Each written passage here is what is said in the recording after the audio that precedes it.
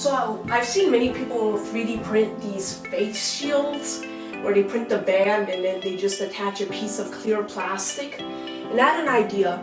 Instead of just printing a face shield, what if I print a full-on like gas mask?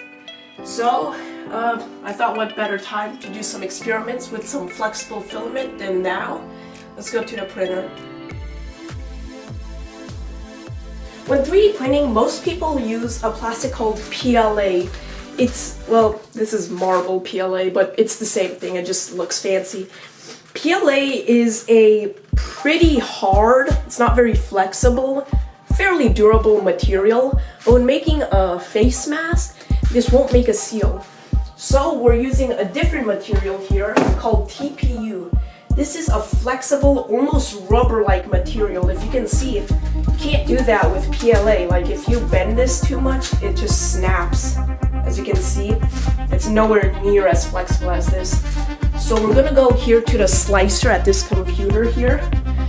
And as you can see, this model is arranged in the best possible way. So we're gonna 3D print this out of TPU. So this is gonna show, as you can see, this is what the print is gonna look like, except it's gonna be black, not orange. So as you can see, it applied a bit of plastic on the bottom here. That way it doesn't get unstuck while printing. So now all we have to do, it should take around 4 hours. We export G-code and we put this into our printing software, Octoprint. And we just have to drag and drop it from our quick access here. And if we're lucky, we should probably hit connect first. We should be able to hit print, print, print, print. Let's try this again. Let's drag and drop. Come on, where is it? There it is, print. Print. Really quickly, I'm breaking in to tell you that if you like 3D prints, I'm starting a new 3D printing channel called 3D Printing King. So go, it's down in the description if you like 3D printing. I'd really appreciate it if you subscribe. This video should also be up there.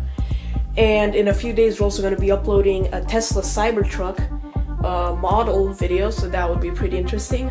So go check it out, and yeah, let's go back to the video. Okay, it's been a couple of days. It took us a few tries to work with the PLA, and here's what we have. Over here we have all the pieces, and I just want to say, if you have a 3D printer, you should probably print this just because it's really interesting, and you don't need this special type of filament. This is nice because it's flexible, but you can still print it with normal hard filament and maybe scale it down or up for your face just to get a good seal. But anyway, here are the pieces that we have. So this is the actual flexible mask made out of TPU. And here we have some PLA pieces that actually make up the filter.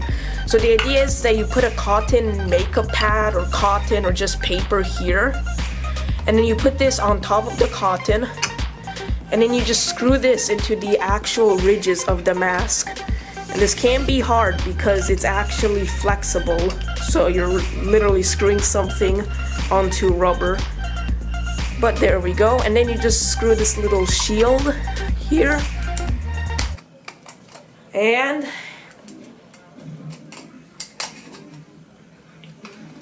I think we're gonna leave it without the shield for now. And then you just attach some straps here.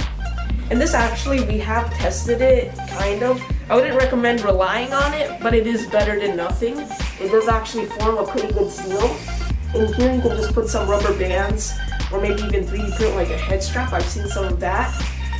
And this is actually pretty useful. Anyway, if you enjoyed the video, make sure to stay tuned because as you can see here, we're 3D printing. It doesn't look like it. We're 3D printing a model of a Tesla Cybertruck for our next video. It's probably going to be pretty interesting. So if you want, you don't have to, click the subscribe button down below. And yeah, see you in a few days. Bye.